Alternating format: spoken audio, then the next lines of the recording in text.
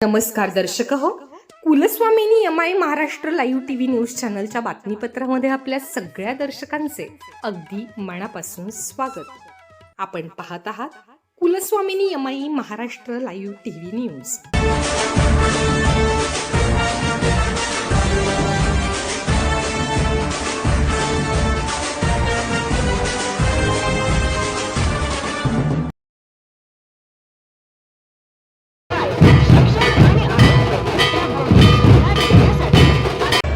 राजगुरुनगर असेल, चाकण असेल, आळंदी असेल, या नगरपालिकांमध्ये महाराष्ट्राचे लाडके मुख्यमंत्री एकनाथभाई शिंदे यांच्या मार्गदर्शनाखाली घवघवीत यश शिवसेनेला मिळालं.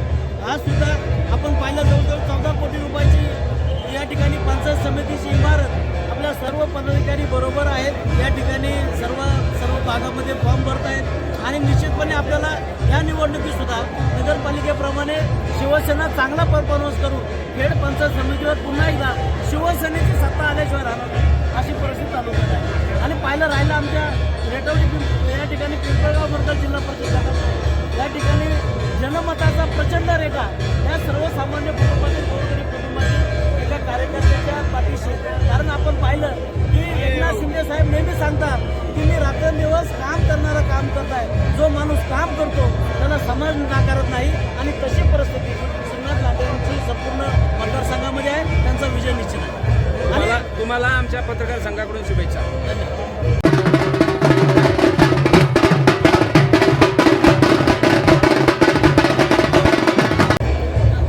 जय महाराष्ट्र. साहेब, पुणे जिल्ह्याच्या उत्तरेकडील वैभव संपन्न तालुका म्हणजे हा खेड तालुका आहे. राजकीय, सामाजिक, आर्थिकदृष्ट्या तुम्ही आज गरिबाच्या मुलाशी जाऊन समाजकार्य करणारे व्यक्तिमत्व आहे आणि तुम्ही आज निवडणुकीच्या रिंगणामध्ये वोट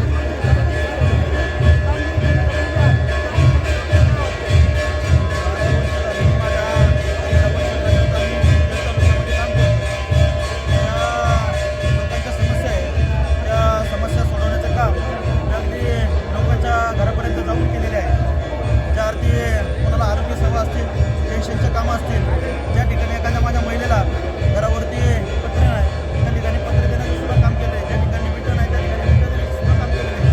दारू नाही, माझ्या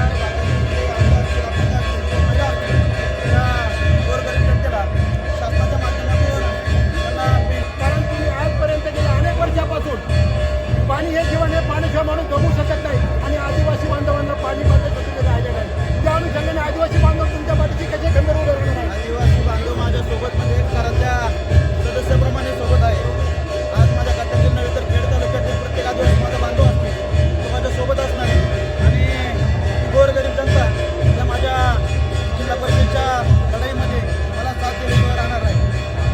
कामगिरीमुळं तुमच्या भावांना आशीर्वादाचा फळ मिळो आणि तुमचं पाऊल पुढे जावं ही तुम्हाला हार्दिक शुभेच्छा. जय हिंद, जय महाराष्ट्र. गोडके पत्रकार धन्यवाद. चालू घडामोडींचे अपडेट्स जाणून घेण्यासाठी आपल्या Kulswamini MI Maharashtra live TV news चॅनलला जरूर सबस्क्राईब करा, लाईक करा, शेअर करा व कमेंट देखील करा.